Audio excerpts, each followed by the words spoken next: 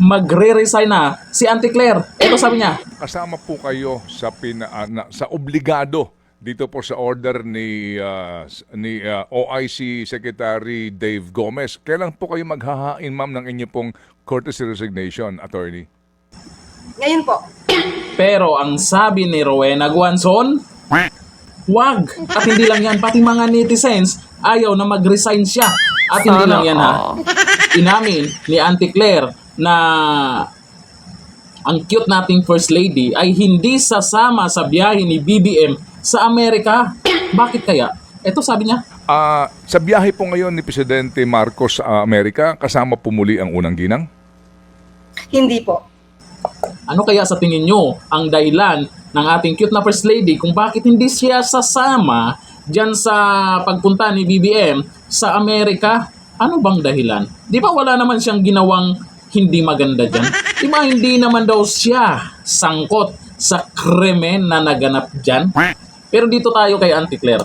Naku, kung mag-resign po ito si Auntie Claire, maraming malulungkot. Ito po ayon po sa mga netizens, ang dami nilang sinasabi dito, may mga nagsorry pa. Huwag lang mag-resign si Auntie Claire. Sabi ni Judali Mar Omus, no, because laughter is the best medicine. Ayaw, wag daw. Si Rowena Guanzon, ayaw din. Sabi, wag. Sabi ni Michael Jan Calambro, dyan ka lang.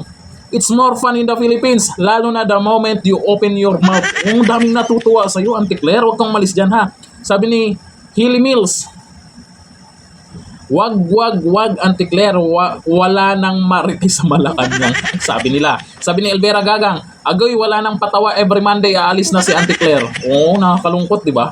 Sabi naman sa inyo, hanapin nyo yan pag mag-resign yan. Aming napasaya si Auntie Claire sa totoo lang. Lalo na yung mga sagutan niya. Sabi ni HSP, please stay Auntie, sorry na. May nag-sorry na.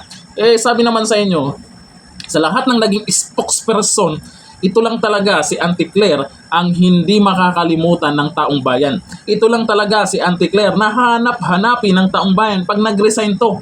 Pero eto, magre-resign nga daw siya. Pipigilan ba natin kung hindi na niya kaya? Ang tanong dito, mag-resign siya, aaprubahan kaya? Ngayon itong mga nakaraan, mag-resign lahat ng mga cabinet members, daming nag-resign pero hindi naman aaprubahan yung karamihan, wala din. Yun ang abangan natin kung aaprubahan ha. Baka naman, emi-emi lang. Pag-asa pa tayo. May pag-asa pa tayo na hindi tayo iiwan ni Auntie Claire. Kaya sa mga nagkomento dyan, lalo na kay Attorney Rowena Guanzon, may pag-asa pa tayo. Malay mo, ganun din yung si Dunyor.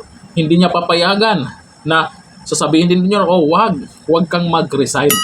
Pero dito sa inamin niya, tungkol po sa ating cute na First Lady, Lisa Marcos, tanong ko sa inyo, ano kayang dahilan kung bakit hindi siya sasama? Amerika yan. Bakit hindi talaga siya sasama? Anong meron? Ito, magbasa po tayo ng mga komento. Baka may alam tungkol dito. Sabi ni Christine Ann, baka po ma-hold. Wala namang ginagawang masama yung kidnapping First Lady sa Amerika. Bakit ma-hold? Sabi ni Rhea, hindi siya sasama kasi nauna na si Madam Siwis. Ando na pala, buti kayo, alam na. Sabi ni Brian Auditor Mabulok, baka di na makabalik. Ano ba naman itong mga komento? Bakit hindi makabalik? Manyaman naman yan sila. Kamasahin naman yan pauwi dito sa Pinas.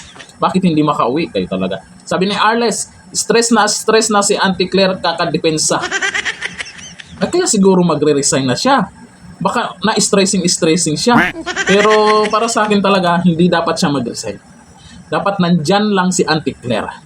Kasi yan yung dahilan kaya palaging may nag-aabang sa kanyang mga sagutan, sa mga katanungan. Kayo, papayag ba kayo na mag-resign si Auntie Claire? Sinong gusto nyong mag-resign? Comment tayo dyan. Hanggang dito na lang. Thank you. Bye-bye.